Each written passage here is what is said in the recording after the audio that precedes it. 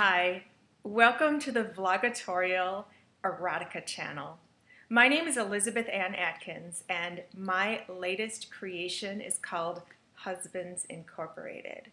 And I want to tell you a little bit why I write erotica. It kind of starts with a confession. Well, first, I offer a warning to people because the pages of this book are so hot. The stories are so sizzling hot that they could burn your fingers while you're reading it. So you gotta wear gloves. Just kidding, but the reason this book turned into erotica, which means literature or art intended to arouse sexual desire, the reason it turned into that is because my characters demanded it. This book is about an erotic empire that I thought up after my divorce when I thought, how could I create the perfect marriages for women to get what we want? And so Husbands Incorporated was born, and it comes with this whole fantasy of how women can take control and have the men of our dreams for 1 year in the most incredible marriage you could ever imagine that's like one big long honeymoon. So as I got to writing and expanding on this idea, the characters that I created demanded that I tell their stories in a way that's not ladylike anymore. They have been so frustrated and so oppressed and so eager to sort of let their hair down and really enjoy themselves on every level with someone who's really into them, that I couldn't use nice, sweet language to describe the love scenes. So it has graphic language, it has graphic love scenes. They're beautiful, they're delicious, but they're not ladylike. So I wrote that for a lot of reasons. One of my motivations is that I want every woman to be able to enjoy the ultimate pleasure with really amazing men. I've been very fortunate in my life to know some incredible men, and I've had some amazing experiences. And rather than say that to brag, which I'm not, I'm saying that because in the midst of it, I'm like, wow, I wish every woman could feel this way. And so I wrote Husbands Incorporated as erotica as a way to embolden women to decide what they really want and go for it. In fact, I wanted to spark a paradigm shift in the way we have relationships. But I'll talk about that in another vlogitorial. For right now, erotica, writing it, it takes a lot of courage. A lot of courage, because you're using some language that maybe you don't want your grandmother to read or to even think that you know those words, much less say them. So it takes a lot of courage to bring these ideas up and out into the world under your own name.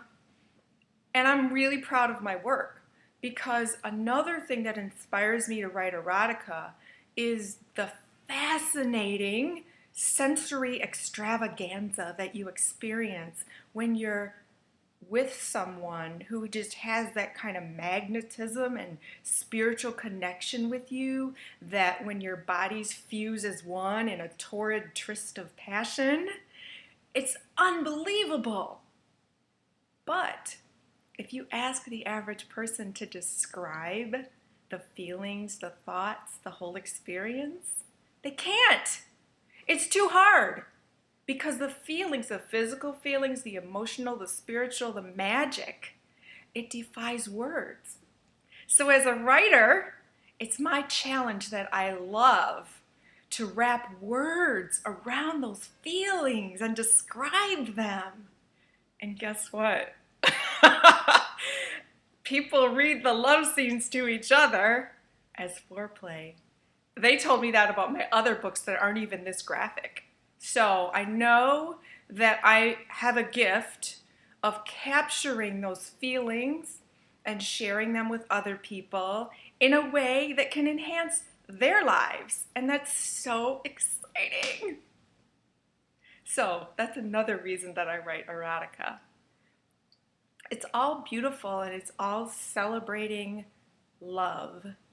And if we can all encourage people to love more in the world, it'll be a better place. So wait, let me read just a little excerpt, okay?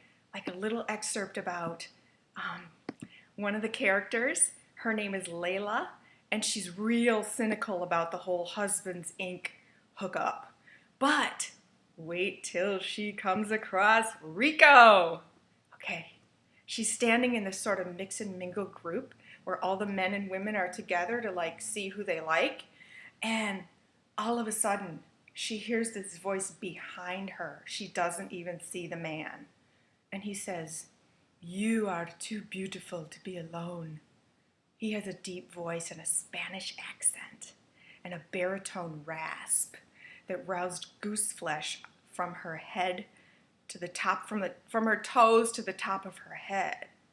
Holy shit, she thought.